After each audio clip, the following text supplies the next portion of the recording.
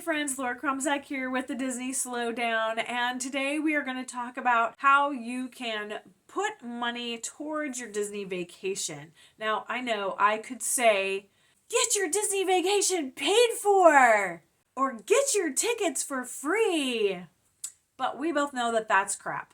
Disney vacation is expensive, and I am not going to hook you in with something that I'm going to overpromise and underdeliver. The tips that I have for you today are actual tips that I use and I have used, and I'm going to be straight with you. I am not going to be clickbait, I promise you. You can get some free stuff at Disney, and I'm talking about things that you can do before your trip to siphon off income from where you're already spending it. So if you're ready, let's get started.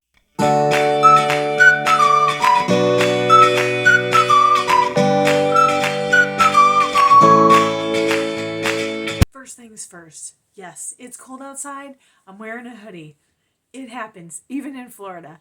My first suggestion for you to get your Disney vacation paid for is get out of credit card debt. That seems like a weird tip, but I'm going to let you know that if you constantly have credit card debt every single month that you are not able to pay off at the end of each month, a Disney vacation probably shouldn't be in your future right now. And I want to give you permission to delay this Disney vacation until you are able to save up for it and pay for it in cash before you go. The stress of this consumer debt is weighing on your shoulders. And I know that the pressure from the peanut gallery is, oh, you have to take your kids on a Disney vacation when they're little. It's so magical. I'm going to tell you that's not true. My parents never took me to Disney. I was 28 years old and I took myself. I did take my oldest two daughters at 4 years old. Those memories are for me because they don't remember hardly anything from those trips. They've been since. They have better memories for themselves on those trips when they were older. When Samara was 4, we had a bonus kid with us. He was 7, and he loved meeting all the characters. You don't have to take your babies to Disney. I'm going to give you permission to release that lie that's got a hold on you and feeling all the pressure that you have to spend thousands of dollars just to take your kids to Disney. It's not true. I did a video, it was one of my first videos, Can a Family of 5 Take a Disney Vacation for under $5,000? Yes, that is true. I'm going to link that video for you right here. Study that, and that can help you plan.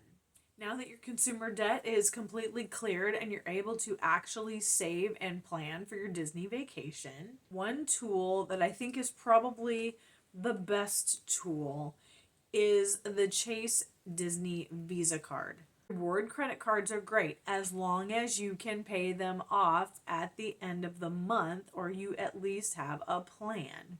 I don't think that Chase offers the best rewards, but the Disney Visa, there are 3 things that I like about it. First of all, your initial new card offer tends to give you anywhere from $200 to $400 back in a statement credit after you've spent $1,000 on the credit card. What I have done now twice, once with my card and then my mom did sign up for the Chase Disney Visa as well. We put her tickets on it and then I put my annual pass on it when I renewed it the first time. It's nice to have that credit and get a big chunk paid for from your tickets. The second thing that I like about the Chase Disney Visa is they do have an option for pay over time. I know, I just said pay off the bill at the end of the month and avoid the fees and the interest charges. However, if you're making a very large purchase or you're going to book a Disney resort and just blow your children's inheritance, you can do a pay over time. And I just calculated the last one that I had used that for. It was actually for my daughter, but You can go 6 to 12 months and divide your initial cost into payments, and then it's about 4.5% that they're charging you in a monthly fee. That beats getting an APR of 18 or 19% every month on your unpaid balance. The third thing that I like about the Chase Disney Visa card is once you go to Disney and you've made all your purchases and you come back home, you have these reward credits. You don't have to spend these reward credits on future purchases. You can apply them to purchases you just made. Now, is it going to get you a free night hotel stay? Probably not. But having a free meal here and there, being able to apply those rewards on purchases you already made, I think is a huge benefit. Despite the fact that you're only getting probably 3% back, I believe, when on charges that you make at Shop Disney or in the parks. If you have another rewards card that you like better, that gives you more global rewards, by all means, go for that one. My mom has a Regents. She banks at Regents. She likes the rewards there. She bought her plane tickets with her Regents rewards. I have seen another Disney vlogger that claimed she got her AP for only $600. Of course, that was clickbait. I'm not doing that to you. She has a rewards card. It might be a Chase, but it's like a premier one, which does have a very large annual fee. I really only use my Disney Visa in the Disney parks. Another benefit that you can get is sometimes there's going to be a special character meet and greet or maybe a special lounge, something open for Disney Visa card holders. Epcot, right outside of Figment, there is a Disney Visa card holder photo opportunity. It's a surprise character or a group of characters. You never know who's going to be there, and it's only open to Chase Disney Visa card holders. You just have to show them your card. Your whole party can get in. We had fun with that. Last time we went, it was Mickey and Goofy. I will have my referral link in the description box below. If you choose to check out and apply for a Disney Visa card of your own, I'd really appreciate the referral. I think I get bonus points or something. I don't even know.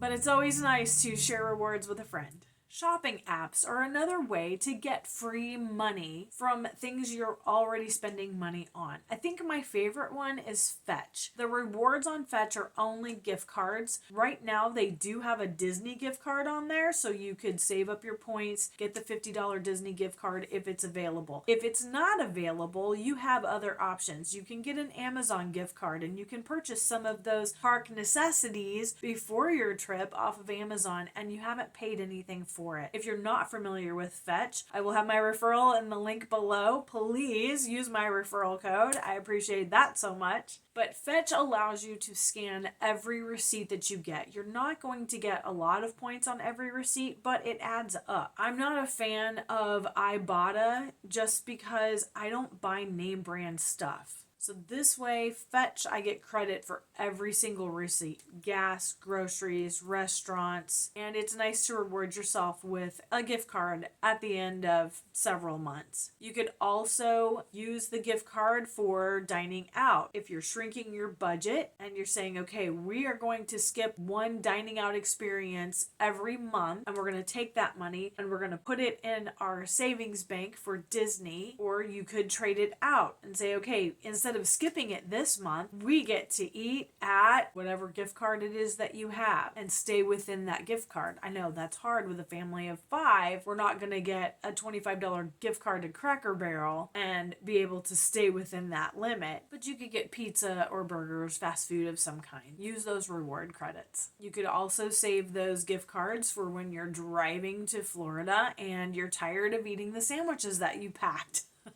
There's no expiration on those gift cards, so use them wisely.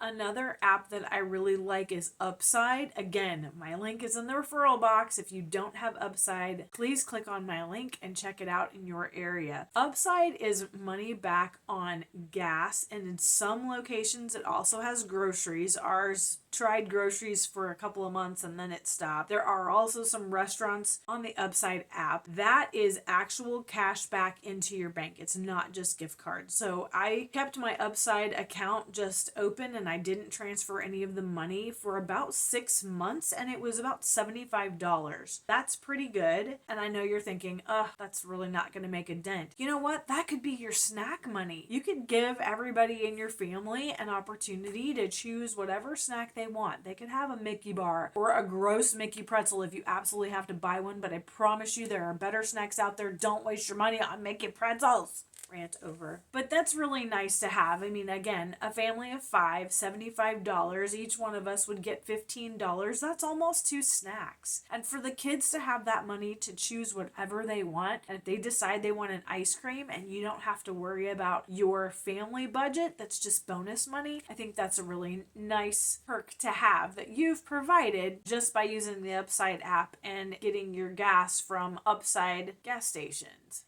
And here's my cautionary tale with some of those apps that you can earn cash or get money back. There's a lot of gaming apps that supposedly pay you. However, always go on and I read the reviews, and I don't go for the 5. I start at the 1s. You can tell whether you're reviewing a product or you're reviewing an app or a service. You can tell if it's an outlier complaint, like maybe, every once in a while you're going to get a lemon. Something's going to show up broken, or the app's not going to work with your phone. But when you have 10, 15, 20 people saying the exact same thing, that is a caution to run away and don't believe what they're trying to sell you. The Cash Giraffe, I believe, or the Game Giraffe, I don't remember. I saw an ad for it not too long ago, and I was like, what is this? And I pulled it up, and they're claiming, we're going to give you all this big money just to play games. And it's interesting because they showed it like $400 and $250. Well, they use the dollar sign, but they're not giving you dollars. They're giving you points. And it's 1,000 points for $1. So already they're trying to sucker you. And then a lot of the comments were, once I did the big promotion games, the app crashed, or it wouldn't give me my credit, and I've contacted customer service and I get nothing. Stay away from that one. If you like to play your games, Fetch has a game option on theirs. You can earn Fetch points by playing games. And they have Monopoly Go, which I do allow my 12-year-old son to play. So if you're friends with me on Monopoly Go, just understand that it is not me playing the game. I do not play Monopoly Go. I don't play very many games at all. Maybe some solitaire on my laptop or Sudoku. But he's kind of cutthroat, and I'm just going to apologize in advance because he's ruthless, and it's not me.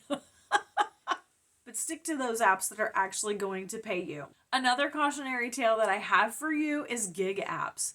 I know it looks like a great idea to maybe sign up for DoorDash or Uber Eats or Walmart Delivery, Spark, or anything like that. Instacart is another one. And I do some of those, actually, and I enjoy it. But if you're not familiar with doing your own taxes and the 1099 whole business thing, you might be in for a surprise come tax time. First of all, 1099s, it's pretty much what I do, what I've done my whole life, and I love it. It's full commission sales, and you can write off business expenses. Keep track of your mileage. When you start your mileage, when you pull the app up and you say, okay, I'm going to do a few deliveries, write your mileage down. When you get back home, write your mileage down. What I will caution you is if you're trying to earn extra money from doing these gig apps, about half of what you're making is going to be spent in gas. So if you're trying to do a net zero with this app and make some money, so let's say that you make $100, you're going to spend $50 on gas. If you have a smaller car, better gas mileage, you might do a little better than that. I have a minivan, and we do have a small car, but I hate it, and I'm not going to use it if I don't have to. But if you figure about half of your income is going to go out toward gas, so now you've made $50 this week. When you do your taxes at the end of the year, self-employment taxes are about 25%.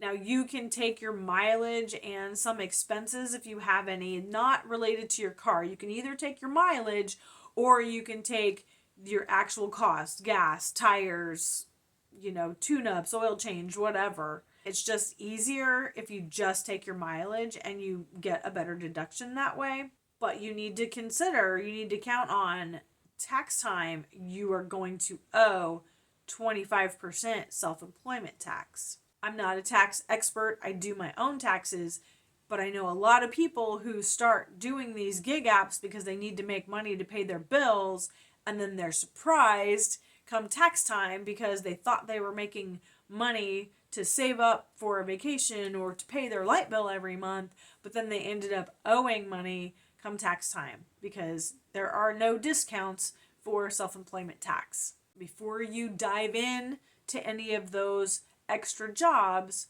make sure you're aware and calculate your risk. You are driving around town for the most part with those delivery apps. You're not necessarily going to get the best gas mileage in town. Just be mindful, do some research before you start those. I saw a tip from another mom in an AP group, I believe. It was in a Disney group. And she would buy gift cards. She would just siphon off $25 if they didn't spend it in other areas on their budget. She would go and buy gift cards, and she had a physical book, and her kids knew that once that book was filled with Disney gift cards, they were going to Disney. That would be a great physical in-your-face reminder to both you and your kids that, hey, you know what? Instead of pizza tonight, we're going to make our own pizza, or we're going to eat ramen noodles and peanut butter jelly sandwiches tonight instead of going out because we're saving up for this Disney trip. I thought that was a real genius way of doing it. You're not going to find Disney gift cards on sale in any place. Your gift card granny, all those sites, Disney's not going to be on there. Sam's Club, Costco, if you buy them, I think $150, you might get them for $145. Target, you can get 5% off. You can save 5% if you use your Target card to buy the gift cards.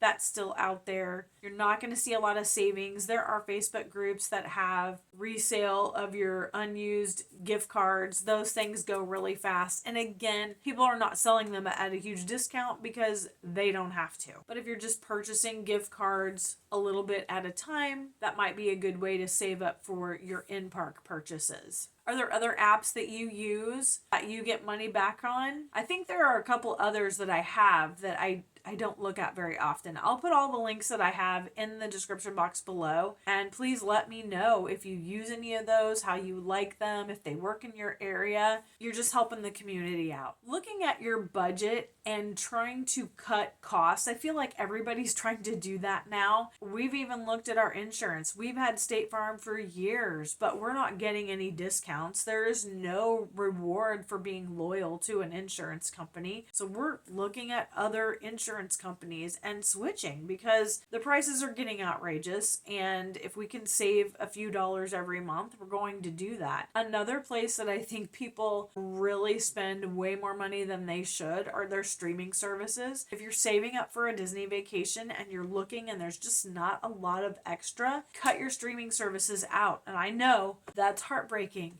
but there are other things that you can do with your time and watch. You can play board games. You can watch some YouTube videos about Disney vloggers. I only have about 95 videos on my channel. It shouldn't take you too long, but look for those free opportunities for entertainment and cut your streaming services. Then take that money and put it towards your Disney vacation. It's only going to be temporary. You don't have to live without it forever. It's just a good way to reallocate money that you're already spending. And another one is phone service. Oh my goodness. I cannot believe how much people are paying for phone service. You do not have to have a contract. You do not have to have the newest phone. You do not have to be on a payment plan. What in the world is wrong? Sorry, it aggravates me. I do not like being tied to a phone company. I do not like the contracts. We never buy new phones from the phone company. We always buy refurbished, unlocked phones. We spend a couple $100. I get the best phone that I can. We just do it and we're done. For a few years, I really hate changing my phone out. But if you are not using Mint Mobile, you are making a huge mistake. We have 4 lines. I have unlimited data. My oldest, my 24-year-old, is still on our family plan, and she has the 15 gigabyte. So does my husband. He has the 15 gigabyte. And honestly, if you're using Wi-Fi a lot, you don't need that much data. My 17-year-old is on the 5 gigabyte. With Mint Mobile, if you have only one line, you have to pay for a year in advance, but unlimited data is $30 a month. That makes it $90 every quarter. My bill is like $97, with the taxes and fees, so it's $97 every quarter. Because we have family plan and multiple lines, and you only need 2, then you can pay the annual rate but pay it quarterly. Quarterly for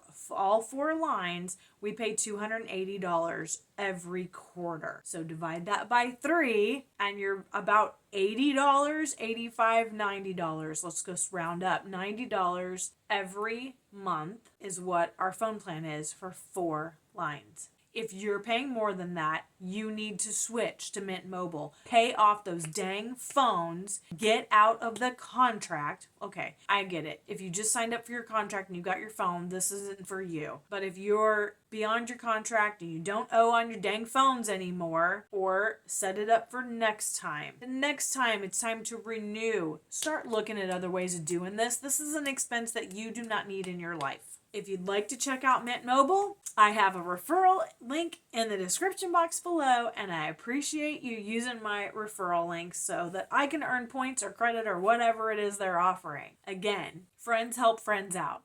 Staying on property is a luxury that some families just can't afford, and that's okay. You don't have to stay on property. I did a video in the beginning of the year, and I'd mentioned the Holiday Inn Vacation Club at Orange Lake. It is in the back door of Disney. It's a beautiful resort. It's only about a 10-minute ride into the parks. You're right behind Animal Kingdom. It's really beautiful. You can see Mount Everest from this property. I recommend finding a resort, staying off property, and I will link that video for you here, but also I will have a link in the description box for you to fill out your information. I can send you, I send in an email to Holiday Inn Vacation Club, and they send you an email to book 5 days, 4 nights for $200.